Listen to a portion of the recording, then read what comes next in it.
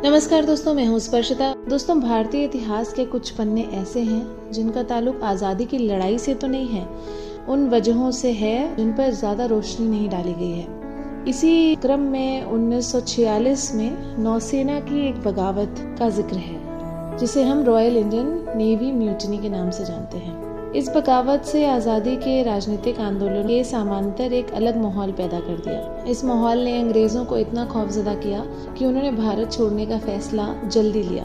इस बगावत ने अंग्रेजों को ये एहसास करा दिया कि यदि और अधिक समय तक वे भारत में टिके रहे, वापस ब्रिटेन जाने के रास्ते भी बंद हो जाएंगे।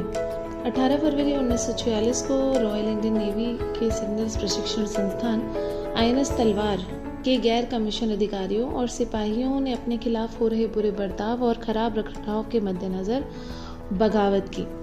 इस बगावत में HMIS तलवार के कप्तान FM किंग और नस्लवादी टिप्पणी ने आग में घी का काम किया, जिससे बागी सिपाही और उग्र हो गए। कांग्रेस के तमाम नेताओं और क्रांतिकारियों, जिसमें दादाभाई नौरोजी से लेकर बाल गंगाधर तिलक और महात्मा गांधी, जवाहरलाल नेहरू से लेकर सुभाष चंद्र बोस सहित तमाम दिग्गजों ने अपनी अपनी तरह से आंदोलन शुरू किया।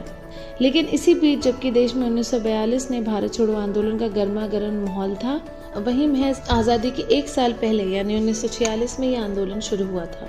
मुंबई में रॉयल इंडियन नेवी के सैनिकों की हड़ताल के साथ साथ ही ये आंदोलन शुरू हुआ। 1946 18 फरवरी को जहाजों और समुद्र के बाहर स्थित जल सेना के कई ठिकानों पर हुआ। यूं तो बगावत की आगाज ही मुंबई में थी, लेकिन देखते देखते इसे कराची से लेकर कोलकाता पूरे भारत को अपनी जद में ले लिया। नौसेना के सिग्नल्स प्रशिक्षण पोत INS तलवार पर हुए इस विद्रोह की असल वजह दरअसल सैनिकों को मिलने वाला खराब खाना था, जिसको लेकर सैनिकों ने आवाज उठाई, लेकिन अंग्रेज के अधिकारियों ने इस आवाज को दबाने की कोशिश की। इसके अलावा अंग्रेज हुक्मरानों ने सैनिकों पर नस्लीय टिप्पणियां और अपमानजनक व्यवहार भी किया। इस वाकये और खराब बर्ताव से गुस्साए नाविकों ने 18 फरवरी को भूख हड़ताल कर दी, जो लगातार फैलती चली गई। अपनी मांगों को लेकर सैनिकों ने 19 फरवरी को एक हड़ताल की कमेटी बनाई, जिसमें उन्होंने बेहतर खाने व गोरे और भारतीय सैनिकों के लिए समान वेतन, आजाद हिंद फौज के सिपाहियों सहित सभी राजनीतिक बंदियों की रिहाई तथा इंडोनेशिया से सैनिकों को वापस बुलाए जाने की मांग भी की। विद्रोही बेड़ों में कम्युनिस्ट पार्टी, अंग्रेजों और मुस्लिम लीग के झंडे को एक साथ फहराया गया और अंग्रेज महज 2 दिनों के अंदर ही लगातार फैल रहे इस विद्रोह को दबाने के लिए तेजी से हरकत में आए। 20 फरवरी को बगावत को कुचलने के लिए सैनिक टुकड़ियां मुंबई आ गईं। अंग्रेज इस काम में सफल हुए और उसी दिन विद्रोही नाविक जहाजों पर लौट गए। शांतिपूर्ण तरीके से लौटने पर भी उनके साथ धोखा हुआ और अंग्रेजी सेना के गार्डों ने उन्हें घेर लिया। अगले दिन इस घटना का सभी नाविकों ने विरोध किया, जिससे इस बगावत ने युद्ध के हालात पैदा कर दिए। हालात इतने बदतर हो गए कि अंग्रेज अफसर एडमिरल गॉडफ्रे ने नौसेना को बमबारी कर नष्ट करने की धमकी दी। हालांकि इसी वक्त लोगों की एक भीड़ बागी सैनिकों की मदद के लिए गेटवे ऑफ इंडिया पर खाना और अन्य मदद लेकर उमड़ पड़ी।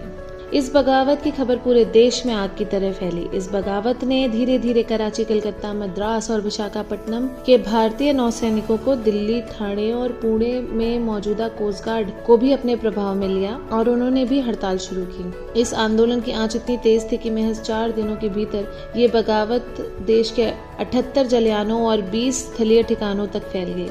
आंकड़ों की बात करें तो करीबन 2000 नाविकों ने इस हड़ताल में हिस्सा लिया। नौसैनिकों की इस हड़ताल का असर पूरे देश में राजनीतिक आंदोलनों पर दिखाई दिया और इसी दिन कम्युनिस्ट पार्टी ने मुंबई में आम हड़ताल बुलाई। हालांकि मजदूरों को नौसैनिकों का समर्थन करना भारी पड़ा। मजदूर प्रदर्शनकारियों पर सेना और पुलिस की टुकड़ियों ने हमला किया। इस हमले में करीब 300 लोग मारे गए और 1700 लोग घायल हो गए। इसी दौरान बम्बई वायु सेना के पायलट और हवाई अड्डे के कर्मचारी भी नस्लीय भेदभाव के खिलाफ हड़ताल पर उतर गए। इस हड़ताल की वजह से हवाई अड्डों के पायलट भी इस आंदोलन के समर्थन में आ गए। इस आंदोलन की आग से पूरी कांग्रेस पार्टी और शीर्ष नेतृत्व डर गया। ऐसे हालात में इस आंदोलन को रोकने के लिए खुद सरदार वल्लभ भाई पटेल को आगे आना पड़ा। सरदार पटेल ने 23 फरवरी 1946 को नौसैनिकों को आत्मसमर्पण के लिए तैयार किया। कई उतार चढ़ावों के बाद इस आंदोलन को फिलहाल दबा दिया गया, लेकिन इस आंदोलन ने एक ऐसी चिंगारी को हवा दी कि ब्रिटिश साम्राज्य को हिंदुस्तान को जल्द से जल्द छोड़ने पर मजबूर किया। दोस्तों, आशा करती हूँ आज की ये जानकारी आपको अच्छी लगी होगी। आज हमने बात की रॉयल इंडियन नेवी म्यूटिनी के बारे में और अगली बार फिर मिलूंगी आपसे। तब तक के लिए दीजिए स्पर्शिता को इजाजत। नमस्कार।